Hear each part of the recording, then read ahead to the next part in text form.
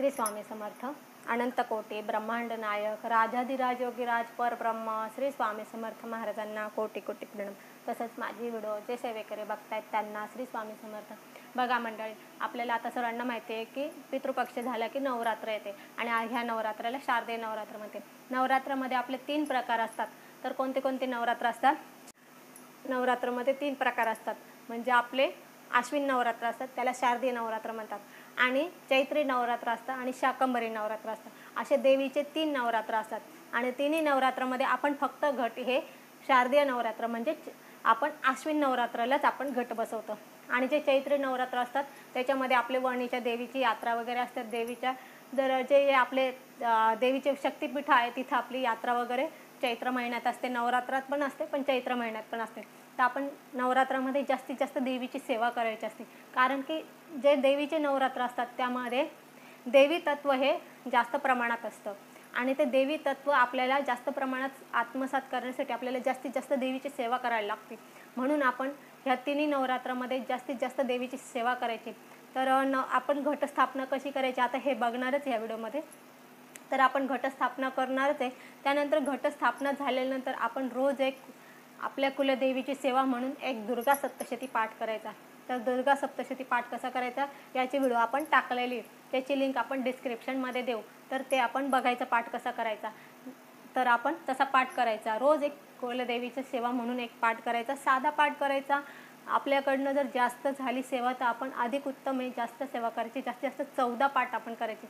14 पाठ केले तर आपल्याला एक नवचंडी पाठाचं पुण्य लागत असतं.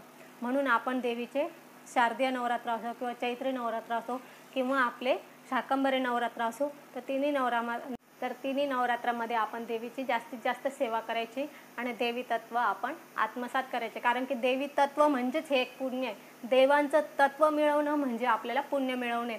म्हणून आपण नवरात्रामध्ये देवीचे पाठ अवश्य करायचे. आता आपण घटस्थापना कशी करायची ते बघू. बघा, आता आपण दिवा पेटून घेतला आणि आपण गव्हाची एक राज भरली म्हणजेच गोल गेला. आणि त्याच्यामध्ये आपण आता हे तांब्या जो आहे हा ठेवणार आहे. आणि त्याच्यासाठी आपण त्याला सर्वप्रथम यज्ञ कंगण लावायचे. त्याला असं आपण यज्ञ कंगण 5 किंवा 7 वेळे घ्यायचे. आपल्याकडे यज्ञ कंगण असेल तर ठीक, नसेल तर आपण लोकर घेऊन या आणि लोकराचे 5 किंवा 7 वेळे घ्यायचे. आणि मनामध्ये जेव्हा आपण हा वेढा देऊ तो मनामध्ये 99 मंत्राचा जप करायचा.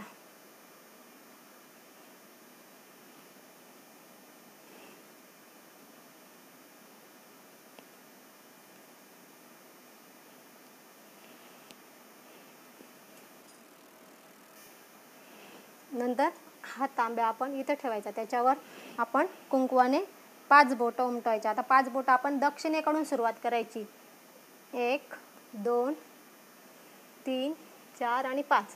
त्यानंतर हळदीने 1 2 3 4 आणि 5. त्यानंतर आपण त्याला अक्षता व्हायचे. आणि आता मध्ये पण त्याच्यामध्ये हळदी कुंकू व्हायचं. त्यानंतर आपण अक्षता व्हायचे आणि त्यानंतर आपण एक फूल व्हायचं.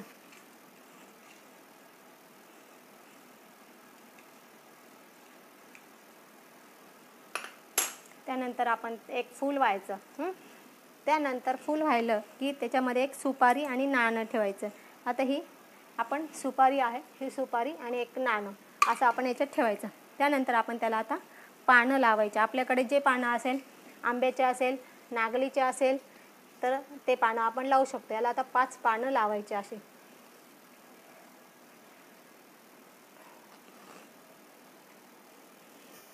मध्ये 5 पानं लावले की हे असं आपण एक ताटामध्ये तांदूळ भरून घ्यायचे. ताट म्हणा, डिश म्हणा, त्याच्यात तांदूळ भरून घ्यायचे आणि त्याच्यात आपण ते त्याच्यावर ठेवायचं. त्यानंतर आपण तामण घ्यायचं.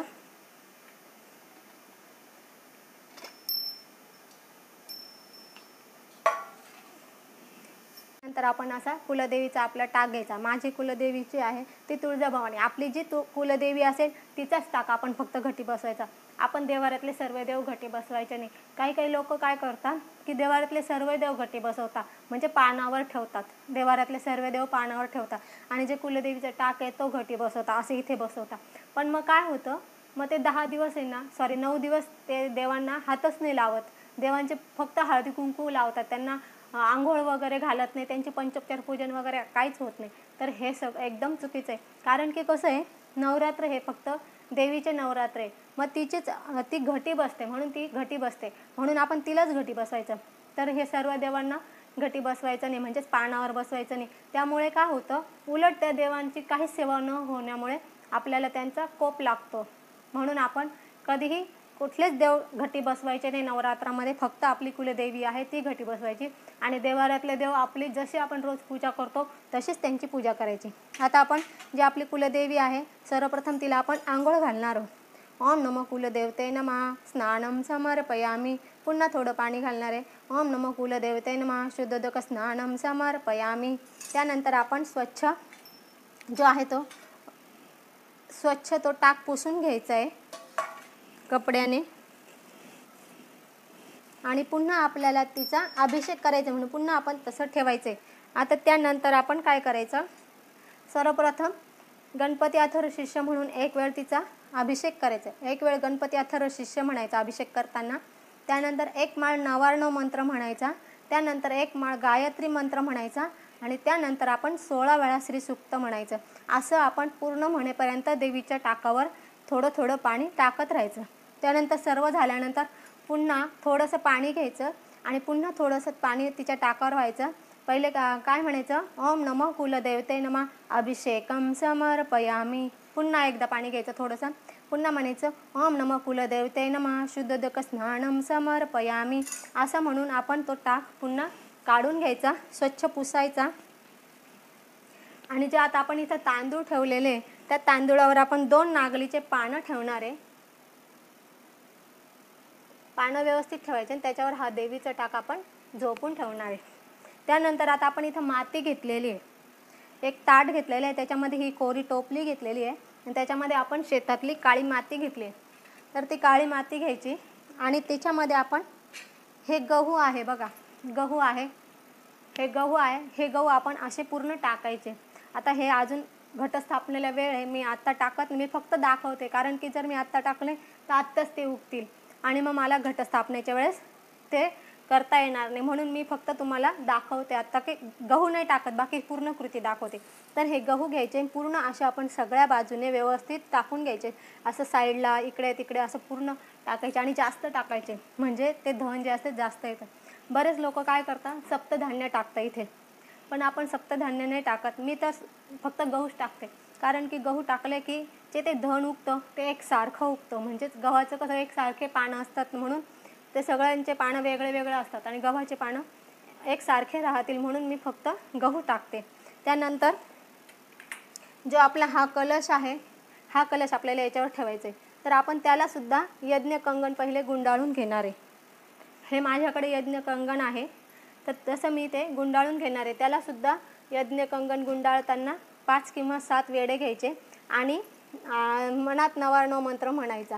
असं आपण आता यज्ञ कंगन हे गुंडाळून घ्यायचं, गाठ मारायची नाही त्याची.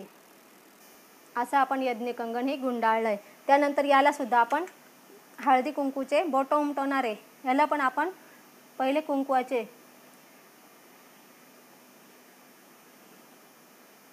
असे कुंकवाने 5 बोटं उमटवणार आहे.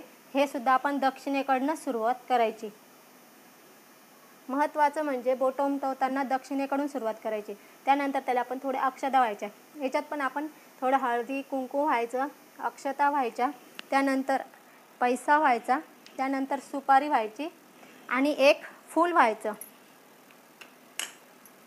त्याच्यामध्ये एक फूल व्हायचं आणि त्यानंतर आपण त्याला पानं लावायची. आपल्याकडे नागलीचे पानं असेल तर नागलीचे, आंब्याचे असेल तर आंब्याचे, आपल्याकडे जे पानं असेल आपण ते लावायचे. पण आंब्याचे पानं कसे मोठे असतात, नागलीचे पानं छोटे असतात, त्यामुळे घट दिसत नाही म्हणून मी आंब्याचे लावले. माझ्याकडे आंब्याचं झाड पण आहे त्यामुळे. आता हे नागलीचे पानं पण मी लावले, हे पण 5 लावले, हे पण 5 लावले, असे मी 5 पानं लावले. त्यानंतर आता याच्यावर मी नारळ ठेवणार आहे. आता हे नारळ आहे बघा, हे नारळ जे आहे याची शेंडी वर करायची.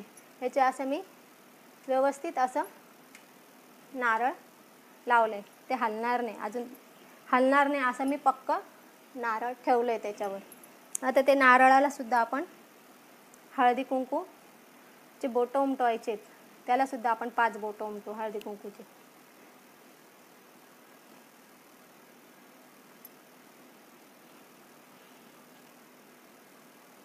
त्यानंतर त्याला पण अक्षदा वाहणार आहे।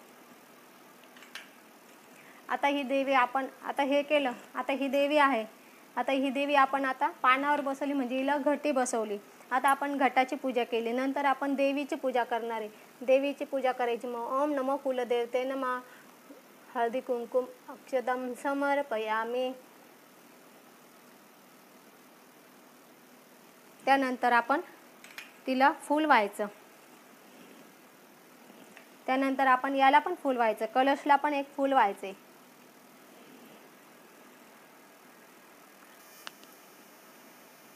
सर्वप्रथम आपण देवाला दिवा लावून घ्यायचा, देवाला दिवा लावून धूप दीप लावून आता हे दिवा जो लावलेला आपण ह्या दिव्याची पण पूजा करायची। ओम नमो दीप देवते नमः, हळदी कुंकुम अक्षदम समर्पयामी। त्यानंतर फूल ओम नमो दीप देवते नमः, ऋतुकालोद्भव पुष्पाणि समर्पयामी। असं आपण प्रत्येक वेळा वाहताना समर्पयामी असं म्हणायचं, त्याच्याशिवाय कुठलेही देव आपलं जी सेवा आहे ती स्वीकारत नाही, म्हणून आपण प्रत्येक वेळा समर्पयामी म्हटल्याशिवाय स्वीकारत नाही, म्हणून आपण ते म्हणायचं। त्यानंतर आपण हे कलशाची पूजा करायची वरती। आता आपण पहिले खालची केली, आता वरती करायची नारळाची। ओम नमः कलश देवते नमः, हळदी कुंकुम अक्षदम समर्पयामी। त्यानंतर आपण कलश देवतेला फूल व्हायचं, ओम नमः कलशाय नमः, पुष्पम समर्पयामी। असा आपला आपण घटे बसवायचे। आणि त्यानंतर आपण जे नागलीचे पानं आहे, हे नागलीच्या पानाची आपण माळ करतो, तर आपण अशी माळ करायची। जसे आपण आपल्या आपल्या सोयीनुसार आपण ते घटस्थापनेची जागा निश्चित करायची। आणि हे जे देवीचा टाक आहे, हा टाक आपण 9 दिवस हलवायचा नाही, याची लांबूनच पूजा करायची। आणि आपल्या देवाऱ्यातल्या देवांची आपण रोजच्या सारखी पूजा करायची।